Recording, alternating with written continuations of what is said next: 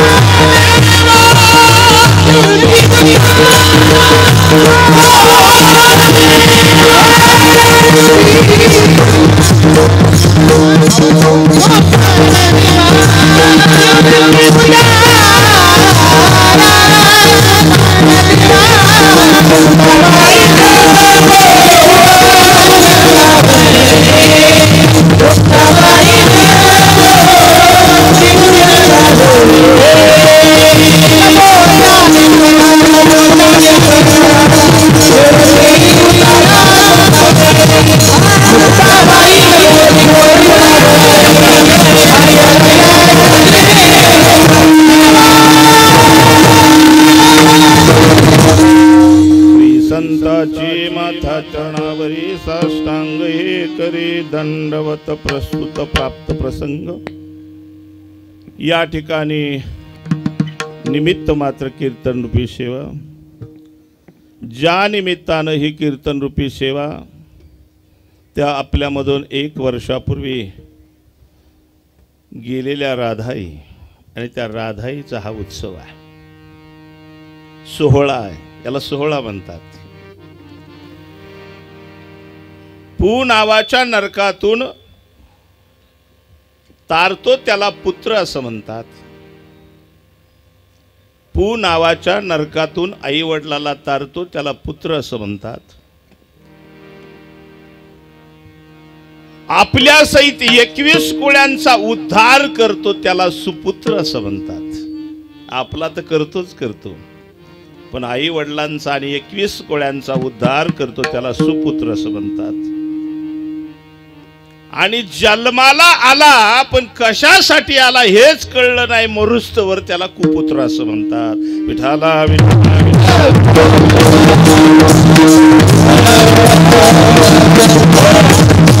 मग त्याला सुपुत्र करायचा, त्याला कुपुत्र करायचा का त्याला पुत्र करायचा, हे जे करतात त्याला आई वडील असं म्हणतात। विठाला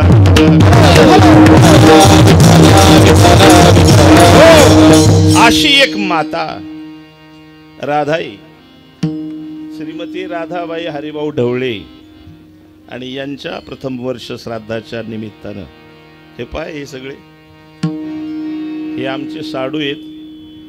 8 तासच केला त्यांनी, बाबा सगळी घेऊन यायची। त्यांनी कुठं कार्यक्रम बघितला होता देव जाण, तिकडं सांगवीला का कुठं सगळी घेऊन यायचे. हा म्हणली सगळ्या तुमची आनंदगड वारकरी शिक्षण संस्था जी आहे ती संपूर्ण उभी करायची. बघा आता पण कीर्तनाला मी आहे, गायाला ते दोन्ही चिरंजीव आहेत माझे, दोन्ही मृदुंगाला आहे ते मानसपुत्र आहेत माझे, राहुल महाराज, भूषण महाराज, पेटीला आहे ते बी मानसपुत्र आहे. आणि समोर बसल्यात महाराष्ट्रातील नामवंत कीर्तनकार आमच्या मंडळी, असा सगळा परिवार. आणि आमचं थर्ड जनरेशन बी घेऊन आलोय, हे थर्ड जनरेशन. आणि हा सगळा मेळ ज्यांनी घातला ते आमचे विठ्ठल महाराज, विठ्ठल महाराज. बाबा सगळे आले पाहिजेत म्हणलं, सगळे त्याला चिंता करू नका. तरी परीक्षावाली सुटली नाही तर तुमच्या मंडपातच जागा नसती पुरली. परीक्षा चालल्यात काहींच्या. आणि ह्या राधाईचा हा सोहळा या दोन मुलांनी आणि त्या जावई बापूंनी मुलींनी एवढा सुंदर काही इथं गोकुळच अवतरलं. अरे या जागेचा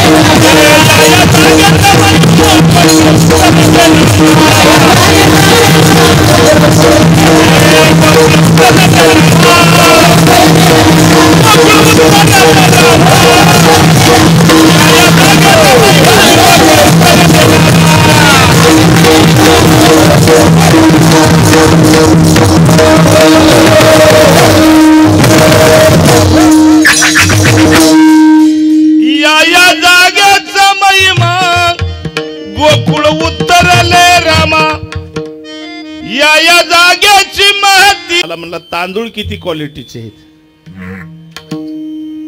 मी म्हणलं जरा बापाचा लय लाडका दिसतो बरं गडी. क्वालिटी म्हणजे भारी क्वालिटी काढणार ते ना. त्याने सगळ्या क्वालिटीचं तांदूळ पाहिलं. पार 155 रुपये किलो पासून, नाही हे नाही ते नाही ते नाही 35 रुपयावर आला. करतात सगळे करतात सगळे, पण करायचं म्हणून करतात. हा हे असं नाही, हे म्हणले असं नाही करायचं. नाव विठ्ठलजी मेवण्यांना घेऊन माझ्याकडं काय बसले ती, चला चला महाराजांचंच कीर्तन ठेवायचं. अरे त्यांना बी वाटलं असं महाराजांचंच का, त्यांनी बघितलं होतं सांगवीला. आईचं करायचं तर मग महाराजींबाईचं ठेवा. म्हणले नाही नाही महाराजींबाईला त्यांना बोलवायचं फक्त कीर्तनाला. हा करायचं बाबाच. मग काय त्यांच्या डोक्यात असं पांडुरंगाला माहिती, पाहू आपण. आणि असा हा सोहळा त्या मातेचा, त्या राधाईचा, तिचं नावही राधा. राधा याच्या उलट केलं की धारा हा शब्द येतो.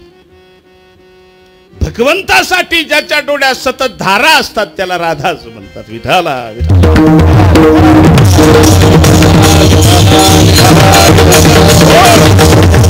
जगतात, पण कशासाठी जगला, किती जगला याला महत्व नाही, पण तो कसा जगला याला महत्व आहे.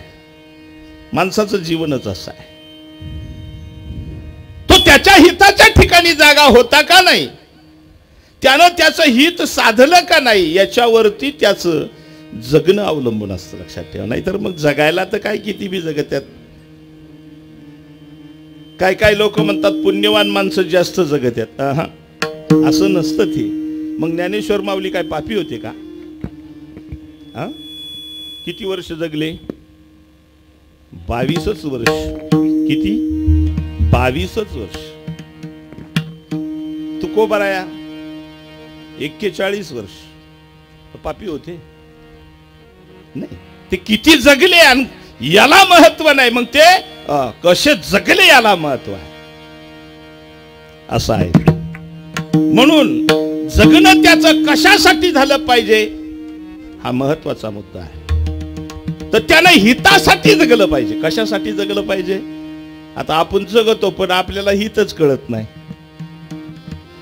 आपण सगळेजण जगतो ना, आपल्याला हित कळलं का? पहा, तुम्हाला एक गोष्ट सांगतो.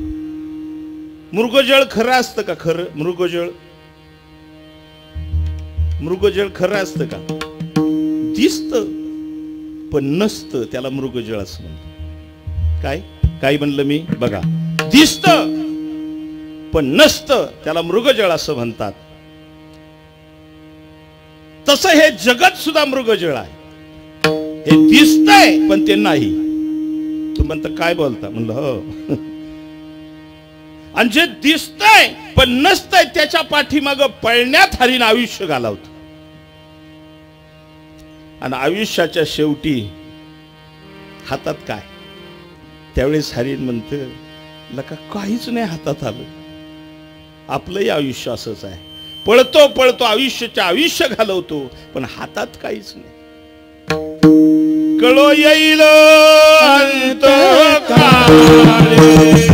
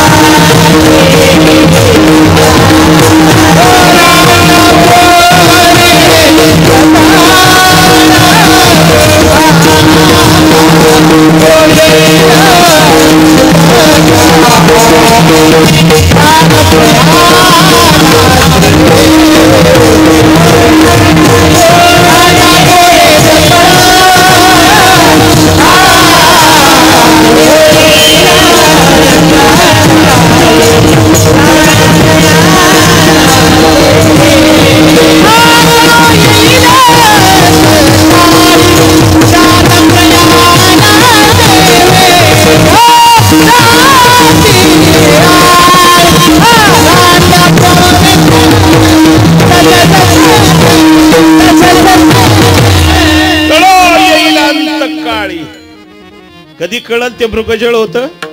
हरणाला कधी कळलं मृगजळ येते? मृगजळ कशाला म्हणतात? जे नसतं पण दिसतं. तसा संसार कशाला म्हणतात? जो नसतो पण दिसतो. आणि पळून पळून थकलेल्या माणसाला विचारलं काय प्राप्त केलं, तो म्हणतो काहीच तर नाही. पण याच्यात हित एक आपलं, आणि याचं जे मार्गदर्शन करतं ते काय हिताचं मार्गदर्शन करतं का? स्वप्न किती खरं असतं? स्वप्न कवर खरं ते कवर. अहो जवर झोपते तवर, जवर झोपते तवर. आणि आपला संसार खरा कवर, जवर अज्ञान आहे तवर. खरा का? पहा, मी तुम्हाला एक गोष्ट सांगतो. मी सहज बसलो होतो आमच्या बंधुराजांच्या घरी. त्यांना 10-12 गाया, जर्सी गाया. तर मी बघितलं, म्हटलं नाना ह्या जर्सीच्या पंचीने काय केलं असेल रे? नानाला प्रश्नच पडला. नाना बी परमार्थिक आहेत आमचे थोरले बंधू.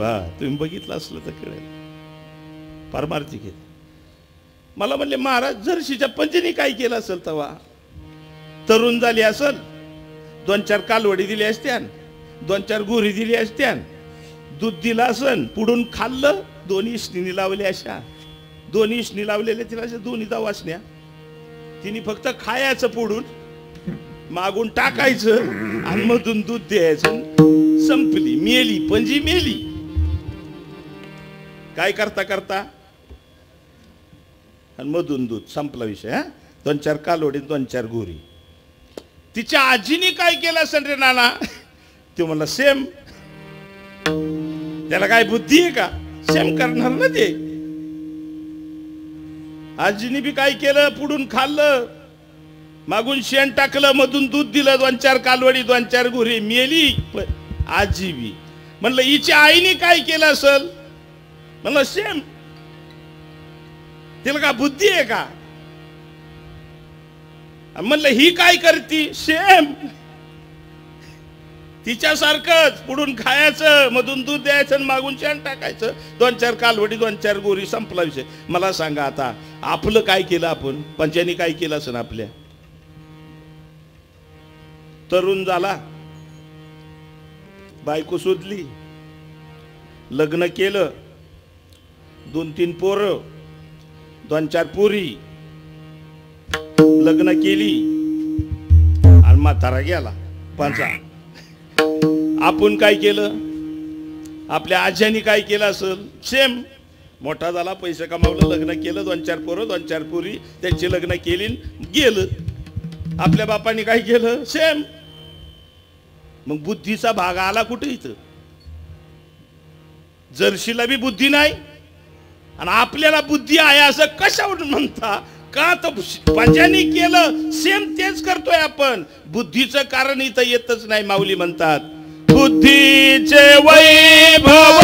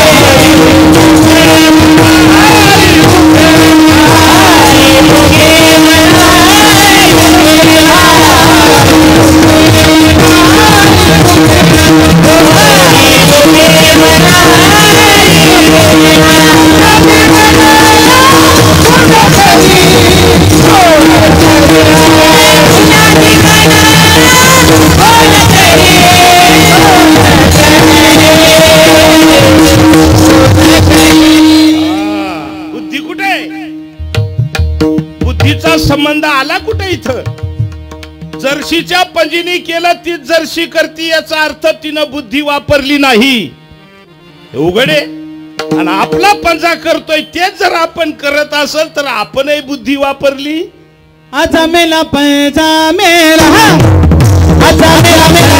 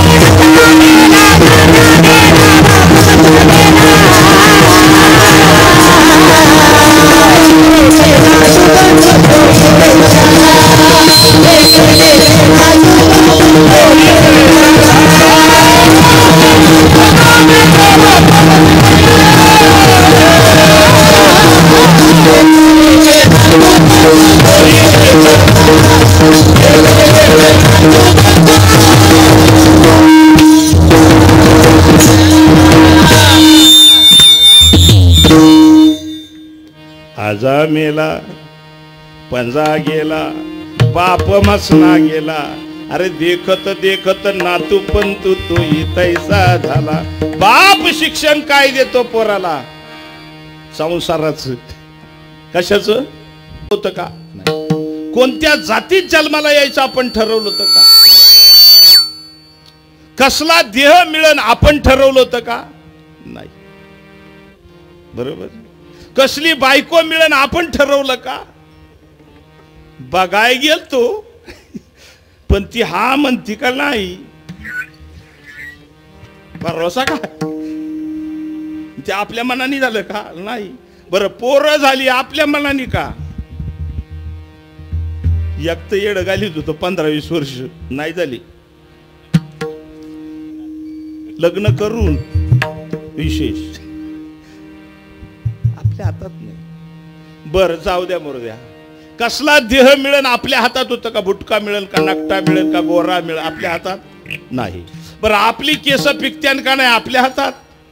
आपलं दात पडतेल का नाही? आपल्या हातात. काहीच नाही. बरं, जाऊ द्या मरू द्या. आपला श्वास आपण घेतो का? आपला श्वास कोण घेत आहे का माहिती? श्वास कोण घेत? आपण. बरं, आपण घेतो म्हणतो. झोपल्यावर कोण घेत? आपण झोपल्यावर कोण घेत? म्हणजे आपल्या हातात काहीही नाही. तरी बी आयुष्यभर करायसाठी जो आदाबतो त्यालाच मूर्ख म्हणते. तुमच्या लक्षात बसलं? आपल्या हातात काहीच नाही तरी आयुष्यभर तो म्हणतो ही म्या केलं, ती म्या केलं, ही माझ्यामुळं झालं, ती माझ्यामुळं झालं. त्याला काय म्हणायचं? अहो, मूर्खच म्हणायचं. दुसरं काय म्हणायचं? आपल्या हातात काहीही नाही. काय बघा, आता कधी मरण आपल्या हातात आहे का? ते बी आपल्या हातात नाही. कोणती शिरचकाप होईल आणि कधी जाईल सांगता येत नाही. आणि त्याच्यात बी एखादा सल्ला देतो, तू हे कर, तू ते कर, तू ते कर. त्याला गुरु म्हणायचं का? त्याला गुरु म्हणायचं का? आणि अशी आई व्हावी, असा बाप व्हावा जो आपल्या लेकराला हिताच्या ठिकाणी जागा करतो. कारण या जगतामध्ये तुम्ही काहीही केलं तरी ते हित होऊ शकत नाही. हित एकच आहे. त्या महाराजांनी सांगितलं, हित ते करावे देवाचे चिंतन. आणि जी आई आणि जो बाप त्या पोराला सांगतो राजा, अशी एक आई झाली बघा. एक आई झाली अशी. तशा 2 आया सांगितल्या शास्त्रानं, पण एक सांगतो. मदालसा राणी होती. मदालसा राणी. त्या मदालसा राणीनं 2 वर्षाचं पोरग जवळ घ्यावं आणि त्याला सांगावं, बाळा या संसाराच्या गाड्यात पडू नको. या संसारात ना कधी कुणाला सुख लागलं ना कुणाला सुख लागेल. मग तू काय कर बाबा, या देहाच्या बांधड्यात पडू नकोस. हा देह कधी येईल आणि कधी जाईल आपल्या काही हातात नाही. स्वातंत्र्य नाही. पण एक गोष्ट तू करू शकतो या माणसाच्या देहात. काय कर? हा देह नाशिवंतो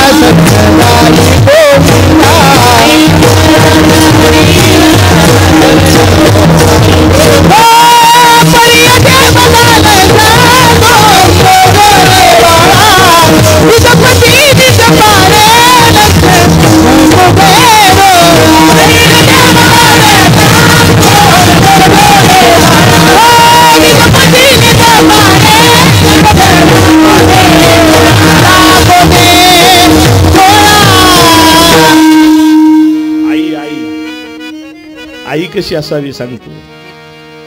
हा देह नाशिवंत बाळा, याच्या नादी लागू नको. या देहाच्या बांधवडीनं पडिजे, सुख दुःखाच्या सागरीनं उठिजे, सुखे सुकृपा घडिजे माझी आची अंगा. हा देह नाशिवंत आहे बाबा, कधी जाईल सांगता येत नाही. आपल्या हातात काहीच नाही. स्वातंत्र्य कसलंच नाही. श्वास घेईन, बाहेर गेलेला श्वास आत घेईन, स्वातंत्र्य नाही. मग तू काय कर? मिळालेल्या आयुष्यामध्ये एकच काम कर. परिय दे मदाल सासू दे बाळा निजपदी निज पारे लक्ष लागू दे डोळा. आई सांगते पोराला हित कशात आहे, त्या भगवान परमात्म्याच्या प्राप्तीमध्ये हित आहे. आई सांगते पोराला. पहिली आई, आई नंबर 1. मी आईच्या वर्ष श्राद्धाला उभा आहे त्याच्यामुळे मी आई सांगणार आहे. आई नंबर 2 मैनावती नाव तिचं. काय मैनावती नाव, नवनाथ वाचला असेल तर तुम्हाला त्याच्यामध्ये आईचं वर्णन त्या कळेल. आणि ती मैनावती राणी सज्जामध्ये उभी आहे माडीवरती, आणि खाली तिचा पोरगा. काय त्याचं नाव? गोपीचंद राजा. 1600 बायका सांगितलेल्या आहेत त्याला. किती? बर त्या बी रंभाव उर्वशी सारख्या, आपल्यासारख्या काळ्यान कोबड्यान नाकट्यान बट्ट्यान अशा नाही. मग 1600 बायका रंभा उर्वशी सारख्या, आणि आंघोळ घालतायत राजाला खाली, आणि वरून आई पाहते. राजा आहे तो, राष्ट्राचा राजा. आणि तिच्या डोळ्यातून खळखळ खळखळ धारा लागल्या, खळखळ धारा लागल्या. माझा पोरगा, याचा बाप सुद्धा एवढाच देखना दुखना, पण काळानं ओढून नेला, इलाज चालला नाही. याला सुद्धा एक दिवस काळ खाईल, याला सुद्धा काळ खाईल. डोळ्यातून खळखळ धारा आल्या, आणि त्या राजाच्या अंगावर त्या अश्रूचा टिपका खाली पडला. राजानं वरती पाहिलं तर आईच्या डोळ्यातून पाणी. पळू पळूच गेला वरती. आई सांग, कोणत्या राणीनं तुला डोळ्यानं दुखवलं असेल तर डोळं काढील, हातानं दुखवलं असेल तर हात काढील. कोण तुला कुणी दुखवलं? का तुझ्या डोळ्यामध्ये पाणी आहे? ती म्हणते, बाळा कुणी दुखवलं नाही रे, मला दुखवण्याची हिंमत कुणात आहे? मी गोपीचंद राजाची आई आहे, गोपीचंद राजाची आई आहे. मला दुखवण्याची हिंमत कुणी करू शकत नाही. मग तू का रडतेस आई? तिने सांगितलं, तुझा बाप असाच देखणा होता, काळानं त्याला ओढून नेला, तुलाही एक दिवस काळ ओढून नेईल. माणसाचा देह माती मोल होईल. मग मी काय केलं पाहिजे आई? आई सांगते, एकच काम कर, एकच काम कर. आलिया संसार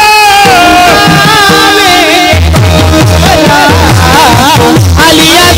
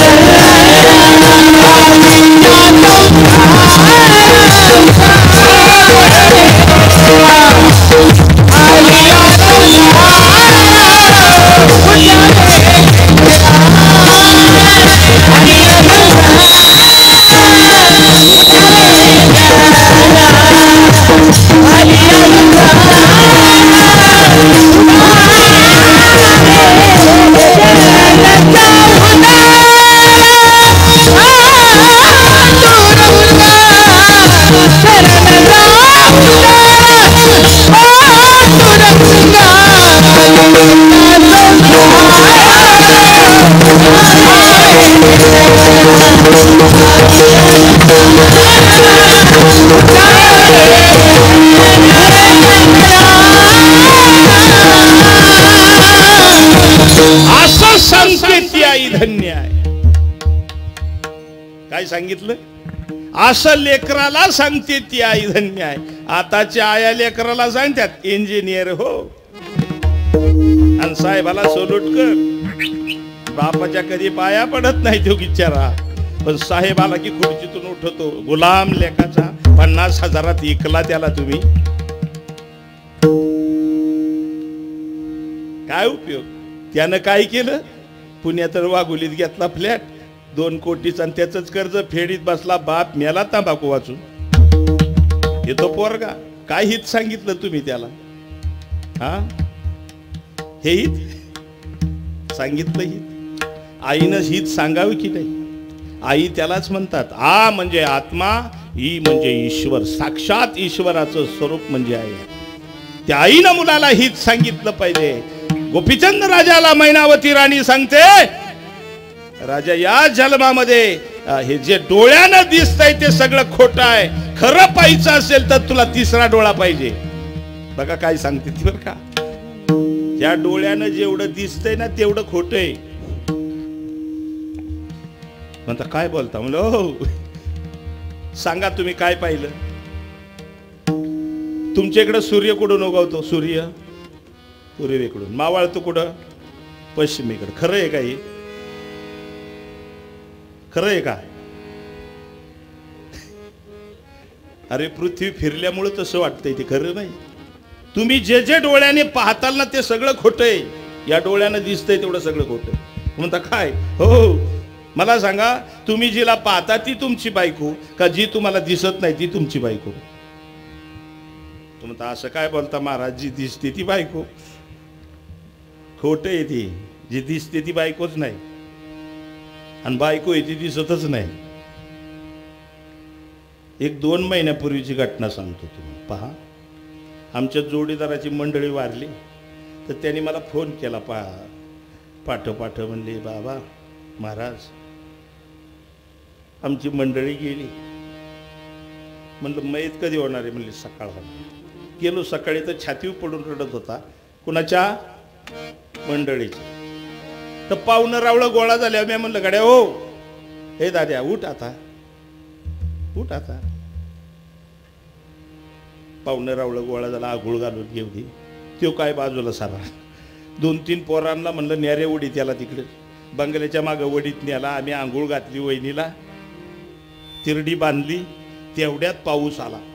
इतका पाऊस की ज्याचं नव्हतं. पोरांना म्हणलं पोरा हो वहिनीला उचला आणि बंगल्यात घ्या, वहिनीनेच बांधलाय बंगला. पोरांनी तिरडी उचलली, भिजून देऊ नका म्हणलं, उचला. पोरांनी तिरडी उचलली आणि बंगल्यात चालवली. तर हात पळू पळू आला कुठून काय नवरा. मला पोरांना मला इकडं कुठं? म्हणले महाराज म्हणले वहिनीला भिजून देऊ नका, घरात घ्या. म्हणलं तो सरकलाय पहिल्यापासून, त्याचा क्रूटीला आहे. मड कुठं घरात असतं का म्हणला? अरे ते लागण ना आम्हाला. मी म्हणलं असं काय करतो राजा, तुझी बायको आहे ती. बायको आहे का ती? बायको पाठच गेली. पण गेलेली बायको का राहिलेली बायको सांगा? हा अयो, गेलेली बायको का राहिलेली बायको? गेलेली. आणि आयुष्यभर कुणाला म्हणत होता माझं तुझ्यावर लय प्रेम आहे? कुणाला? मड्याला. खरी बायको तुम्हाला माहितच नाही आणि खोट्याच बायकोला नटत आहे. तुमच्या लक्षात आलं? मग दिसतंय ते खरं का खोटं? आता तुम्ही आरशात पाहता ना ते तुम्ही नाही. तुम्ही जे आहात ते तुम्हाला माहीतच नाही. हो मला सांगा, बायको आतली का बाहेरली? थोडं डोकं वापरा थोडं. आता गेलंयच कामातून परपंचानी ना, वाईट परमार्थात वापरा. वाईस परपंचानी काय राहिलं? गंज झालं सगळं. इकडं थोडं वापरा फक्त, लय थोडं. सांगा बायको आतली का बाहेरली? अरे गेली ती बायको ना, का राहिली ती बायको? मग राहिली ती तर ठेवा घरात. गेली ती बायको बरोबर. मग बायको आत होती बरोबर. मग तुम्ही आतले का बाहेरले? बायको आतली का बाहेरली? मग तुम्ही आतले का बाहेरले? आतली. मग तुमची गाठ पडली काय कधी? नाही ना. त्यालाच म्हणतात तिसरा डोळा. तुमची गाठ पडल पण तिसऱ्या डोळ्याशिवाय नाही पडणार. म्हणून ती गोपीचंद राजाची आई गोपीचंदाला सांगते, तू काय कर, तू सद्गुरूला शरण जाण, तिसरा डोळा घे. कारण अरे ज्याने गुरु नाही केला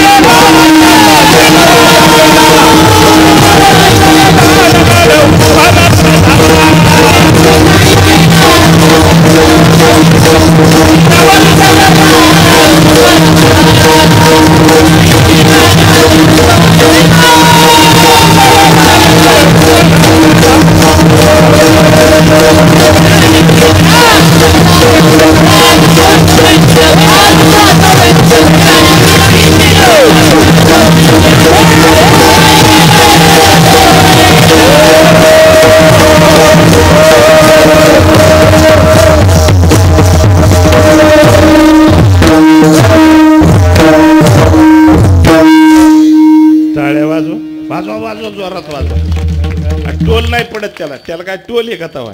टाळ्या वाजवाय टोल पडतोय. आणि कीर्तनात टाळी वाजवली ना तो भाग्य बदलतं, लक्षात ठेवा.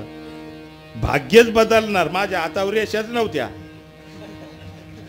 हो, दन रेषा तर अजिबातच नव्हती. आणि आयुष्य रेषा तर तुटलेलीच होती 2-4 ठिकाणी. पण टाळ्या वाजून वाजून आता बघा. तुम्हाला माझी हिस्ट्री माहिती नाही, जाऊ दे, नाही तीच चांगलं आहे. मी ज्या वेळेस ही दोन्ही मुलं आहेत माझी, ही म्हणायची त्याला नोकरी लावायची, मी म्हणायचो गुलाम नाही करायचं. पंढरीच्या वाटेचा भिकारी झाला तरी चालन त्यो, पण साहेबाचा गुलाम नाही करायचा. गुलाम कोणाचा करायचा? त्याचा गुलाम करायचा. त्या पंढरीच्या पांडुरंगाचा गुलाम करायचा. पोरगा साहेबाचा गुलाम नाही करायचा. मग म्हणले त्याला कमवायचं काय गरज आहे? त्याला देणारा त्यो हे. मला सांगा, आजपर्यंत तुम्ही कमावलं का त्यांनी दिलं? हा, सरपंच पद तुम्हाला मिळालं, त्यांनी दिलं का तुम्ही कमावलं? तुमच्या तर जीव असा करीत होता, मरायला लागला होता निवडणुकीच्या दिवशी. त्याने दिलं, सगळं त्यानं दिलं. आणि त्याला द्यायचं असेल तर देईल, त्याला नाही देत तर राहू दे, काय फरक पडतो. पण गुलाम नाही, गुलाम त्याचा करायचा. मैं गुलाम, मैं गुलाम, मैं गुलाम तेरा, तू ही मेरा सच्चा साई नाम ले तेरा. मैं गुलाम, मैं गुलाम, मैं गुलाम. ज्याने गुरु नाही केला त्याचा जन्म वाया गेला. हरी नाम विसरला गाढव कुंभाराचा झाला. हे गोपीचंद राजा, तू राजा आहे पण तिसरा डोळा नाही. सगळं खोटच बघतोय तू. खरं बघायचं असेल तुला तर खरं एकच वस्तू आहे, त्याला ब्रह्म असं म्हणतात. आणि ती पाहण्यासाठी तिसरा डोळा लागतो. तो तिसरा डोळा देतात त्याला सद्गुरु म्हणतात. गुरु तेच ज्ञान, ज्ञानी आत्मदर्शन, दर्शनी समाधान. आथी जैसे तद्विधी प्रणिपातेन परिप्रश्नेन सेवया, उपदेशीन ते ज्ञान ज्ञानीन तत्वदर्शिनः. हे गोपीचंद राजा, गुरु कर, तिसरा डोळा प्राप्त करण्या जीवनाचं कल्याण करून घे. कोण सांगते? आई. पहिली आई मदालसा, दुसरी आई मैनावती, आणि तिसरी आई सांगतो तुम्हाला या महाराष्ट्राचा राजा, हिंदवी स्वराज्याचा संस्थापक छत्रपती शिवाजी महाराजांची आई आता जिजाऊ. कोणाला सांगते काय? कोणाला सांगते काय? अरे पोटामध्ये छत्रपती असताना डोळे लागले जिजामातेला. घोड्यावर बसावा, दानपट्टा हातामध्ये घ्यावा, शत्रूचा काटा करावा, हिंदवी स्वराज्य निर्माण करावं. अरे दारामध्ये तुळस आणि मंदिरावरला कळस सावित राहिला पाहिजे. असा डोहाळ लागलं आमच्या जिजामातेला. काय डोहाळ लागलं? आणि आमच्या बायकांना काय डोहाळ लागत आहे? ते गबा गबा बोर खा, चिचा खा, आणि नवरा बी आणून देतोय गुलामावानी. हा लागले तर आबा तुम्हाला खरं सांगायचं, आता पुत्र कसा येईल मग जन्माला? हा, आता आईच अशी डेकडं खाती म्हणली, डेपस खाती म्हणले, आता पुत्र कसा? बापावरतीच पोराचं असते ना. बाप व्हायचा बेटा, कुंभार व्हायचा लोटा. माझ्या जिजामातेला डोहाळ लागलं. छत्रपती शिवाजीराजे जन्माला आले. माझ्या जिजाऊची पुरणाई, माझ्या जिजाऊची पुरणाई कशी आली वफा, कशी आली वफा.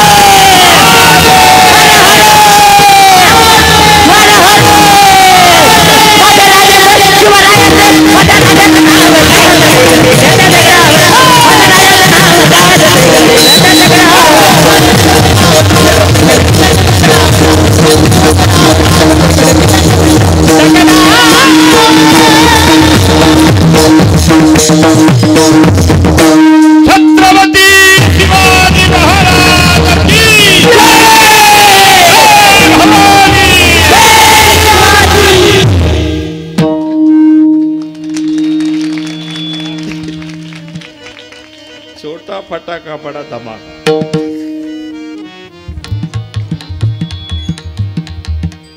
छत्रपती जन्माला आले, पाठीमाग जिजाऊ. मला आई सांगायची. आई मदालसा राणीची 49 मुलं योगी झाली, माग आई आहे.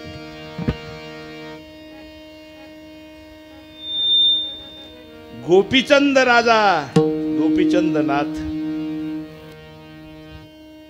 आई आहे. आणि छत्रपती शिवाजी राजा अहो छोटीशी जहागिरी घेऊन एका कोपऱ्यामध्ये आनंदात दिवस घालू शकला असता, पण घोड्यावर बसून भाकरी खाल्ल्या आणि हिंदवी स्वराज्याचं निर्माण केलं. माग प्रेरणा जिजाऊची आहे. एकुलता एक पोरगा या महाराष्ट्राला त्यांनी दान दिला आणि त्यानं हा महाराष्ट्र घडवला. प्रेरणा जिजाऊची आहे, म्हणून आई महत्वाची आहे. मी आई सांगतोय तुम्हाला. आणि जी आई आपल्या मुलाला सांगते ना त्याचं हित, ती आई तिच्यासाठी तुकोबराया म्हणतात. धन्य माता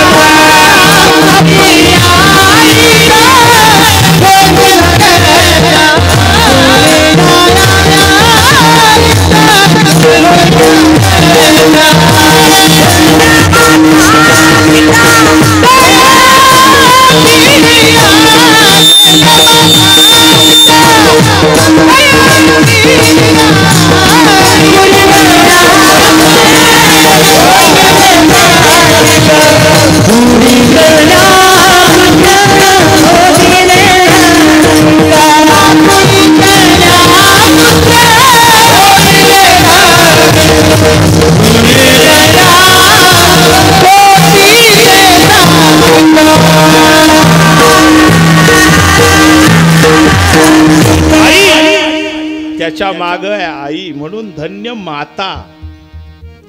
आधी मातेला महत्व आहे. कारण पोरग बिघडण्यामध्ये बी मातेचाच जास्त हात असतो आणि पोरग सुधारण्यामध्ये सुद्धा मातेचाच जास्त हात असतो. कारण मातेजवळ पोरग जास्त असतं, बापाजवळ जास्त नसतं. म्हणून बापाची जबाबदारी संपते असं नाही. तुम्ही म्हणता आता आम्हाला सोडलं मोकळा, थांबा.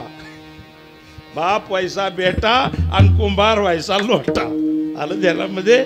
बापाचं बी आहे, बापाचं. पण आज बापाचं सांगणार नाही तुम्हाला, आज रिलीफ आहे. हा, तुमचं नाही सांग, मी आई सांगणार. मुलगं बिघडलं, पाठीमागं आई आहे. म्हणून धन्य माता सांगितलं आधी, मग पिता. तयाची जो हिताच्या ठिकाणी जागा आहे. पहा, एक आईमध्ये ताकद आहे. मला एका आईनं सांगितलं, गपचीप सांगितलं, बाबा मारते पितोय बरं का थोडा थोडा. मला सांगितलं, ते शिष्यमंडळीत माझे मला सांगितलं, म्हणजे मारते आहे ना, पिऊन आलता एकदा. मग काय करावं आता, पोरग तर बिघडत चालले. म्हणलं तू असं कर, तो पिऊन आला का चपलनी निसतो तोंडाला, निसतं तोंडाला, बाकी काय करू नको.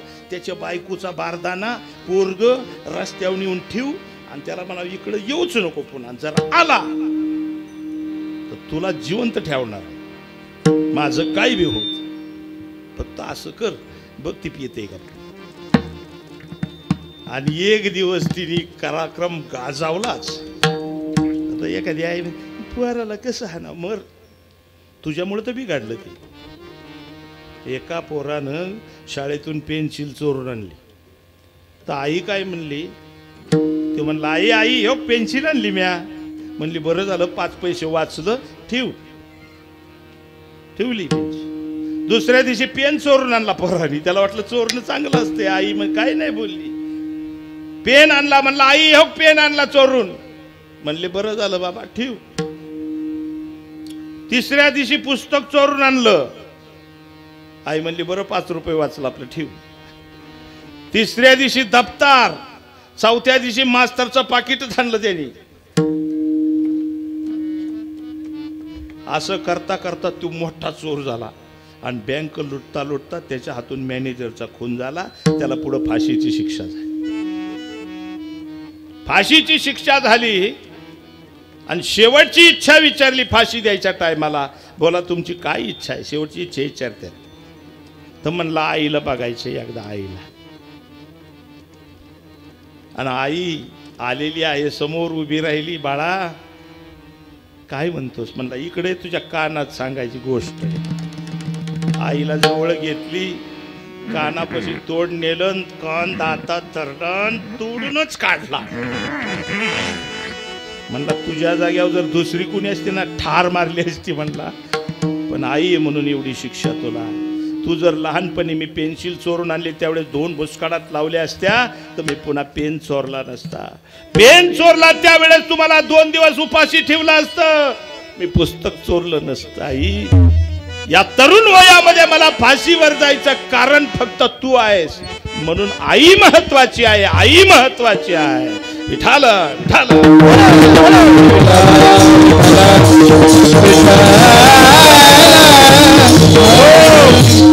कधी वळण लावायचं असतं.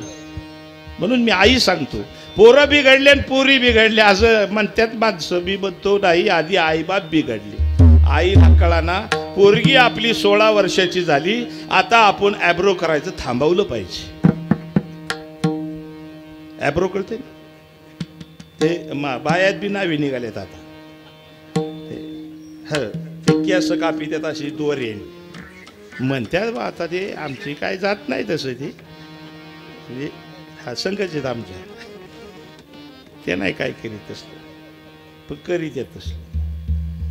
आणि मग आयाकडे ईशाकडे निमे केस नागाकडे, मग बाई घराकडे. आणि पोरगी पळून गेली तर म्हणली पुरी पुरी बिघडली. पुरी पुरी नाही बिघडल्या, तू बिघडली. बिघडली कोण? तू कोबराय येडे नाही. ते धन्यता कुणाला देतात? आधी मातेला देतात. जो हिताच्या ठिकाणी जागा आहे त्याच्या मातेला धन्यता तुकोबराय देतात, त्याच्या पित्याला धन्यता देतात. कारण मातेवर आणि पित्यावरच मुलाचं घडणं अवलंबून असतं.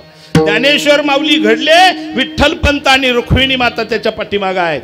छत्रपती घडले, शिवाजी राजे त्याच्या पाठीमागे जिजामाता आणि शहाजी राजे आहेत. आपण काय करतोय पहा. म्हणून मातेला धन्यता आहे. धन्य माता पिता तयाची. मग मातेनं काय सांगावं पोराला? त्याचं हित सांगावं. आणि जर हे कळलं नाही तर उपयोग नाही जन्माचा.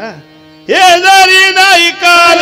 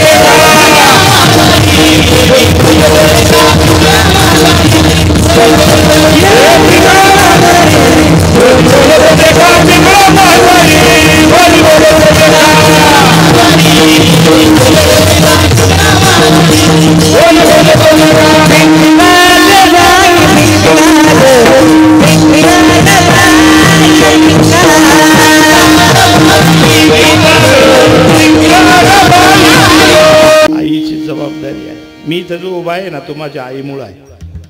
मी नेहमी सांगत असतो कीर्तनात, आई माझी आई अजून आहे.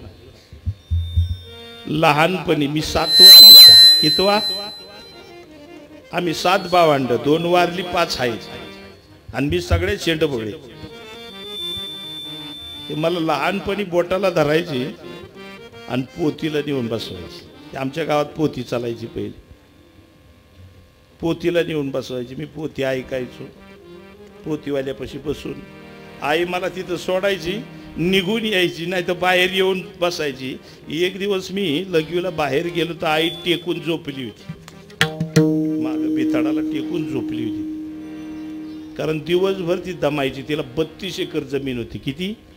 आणि पहिलं म्हणजे सगळं स्वतःच करायचं ना. पहिलं काय ट्रॅक्टर बिक्टर असलं काय नव्हतं. आणि आई बी आमची अशी होती की करडीचा पेटा असायचा ना, करडीचा पेटा मी लहानपणी बघायचो. दोघंच उचलायची, आमचे वडील आणि आई. आई दुऱ्या दाबायला आणि वडील पेटा रेटायला. आता ते जुन्या माणसाला आहे माहिती. ते एवढी दमायची. पण संध्याकाळी घंटा झाला का मला पोतीला नेऊन बस. मी आईला विचारलं, आई तू तर झोपती इथं येऊन मला कशाला घेऊन येते? म्हणली बाबा आता माझं गेलं, संपलं.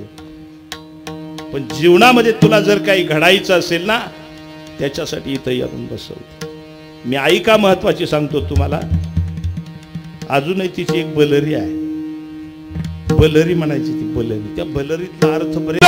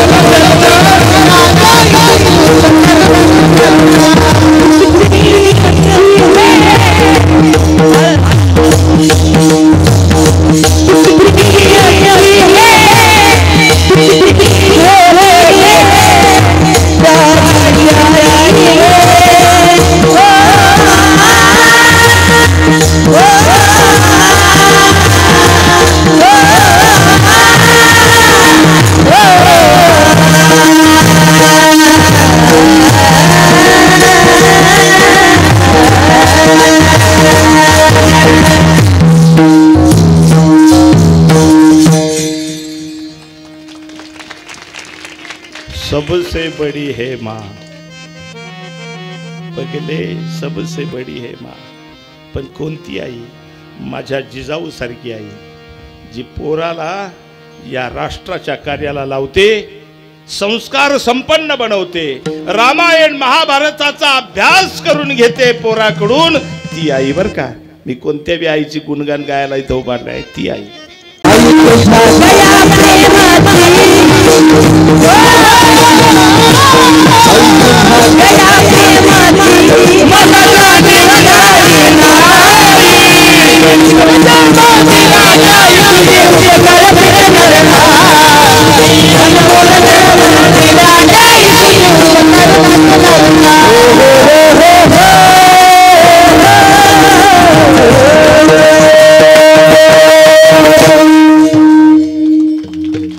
आई माझी मायेचा सागर, दिला तिने जीवन आकार. काय दिला?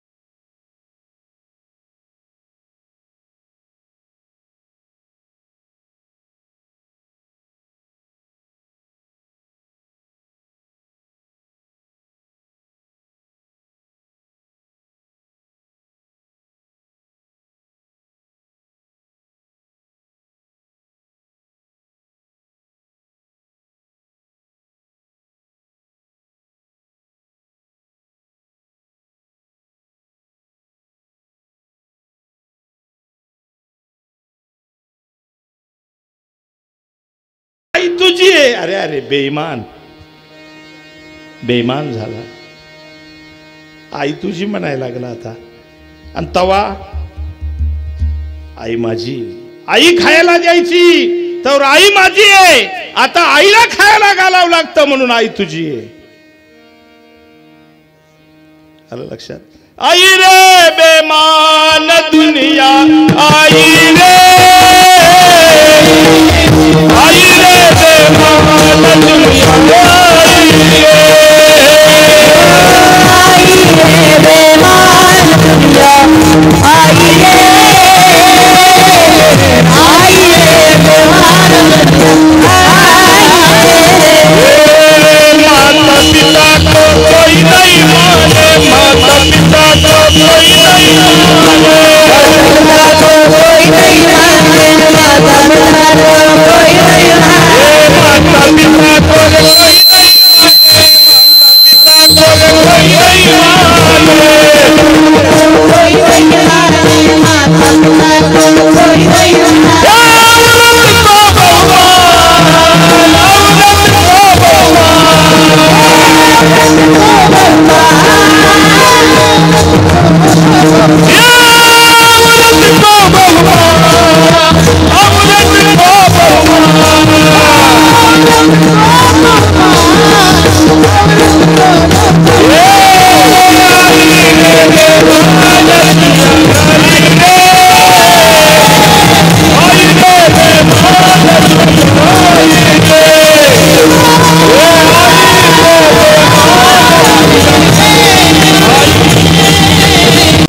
तरी आईबाप मिळू शकत नाही.